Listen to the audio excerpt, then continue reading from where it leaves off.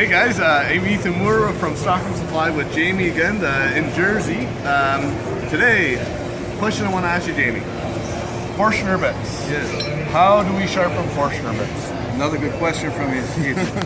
and it's a problem because we travel around the country and in Canada, of course, people dull these things up and have no clue on how to hone them. So we like to utilize one of two tools.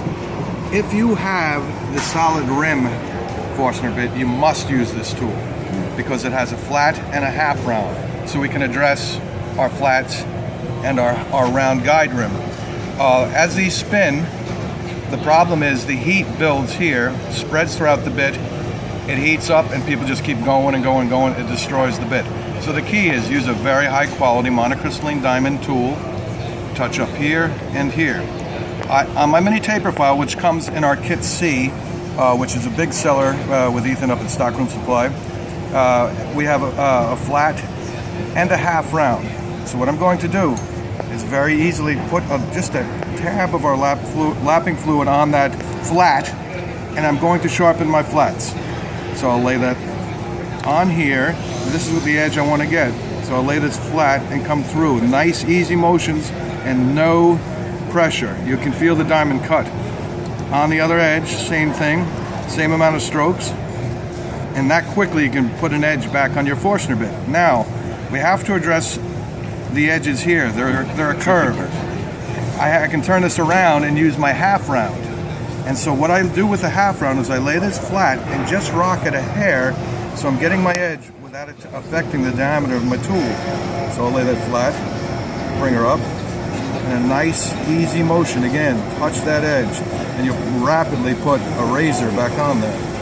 Same thing on the other side, layer, flat, razor up just a hair. And again, no pressure, let the diamond do the work. Now with bigger diameter Forstner bits, does it make sense to use a bigger file or not necessarily? Again, Ethan, you hit me with the perfect question. What we do, usually the bigger Forstner bits, is another technique that we utilize. So on the larger diameter bits, typically they're stagger tooth. And the stagger tooth bits really are aggressive, but they also burn up faster. So we must hone them. So we can utilize just the flat here, and it will only be the flats because I have flats and I have flats.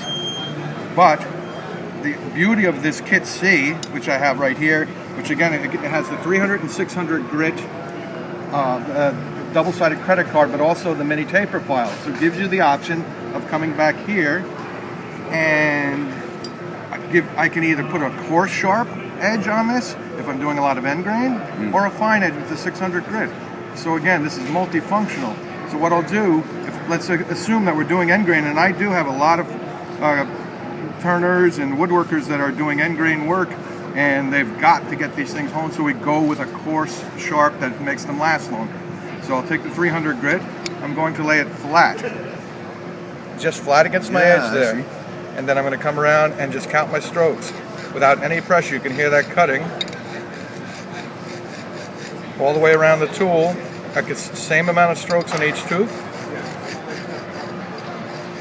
And so you'll get a razor edge on your guide rims. Is there a reason you're using 4 strokes, or is that just... That if it's moderately dull, 3 or 4 strokes is fine. Yeah. If it's very dull, we'll go to 7 or 8.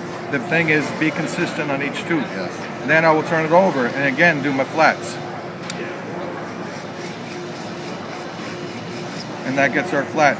I'm going to do the same thing on the other side, but for brevity's sake, just assume it's done.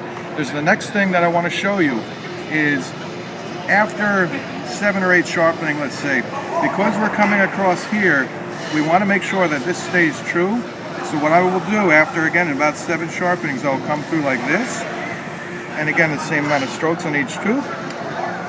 And Ethan, if you'll pull back here and here and tell me what you think. I mean, that's wow, razor. You'll be pulling ribbons over and over again. So maintain your tools, bring them back to life, and you'll get your money back in no time, but you'll have a much more enjoyable experience in your woodworking.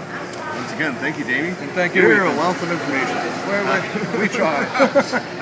And yeah, any other questions, email us at info@stockholmsupply.com or comment on the video. And subscribe. Thanks for watching. And thanks for being with us, Ethan.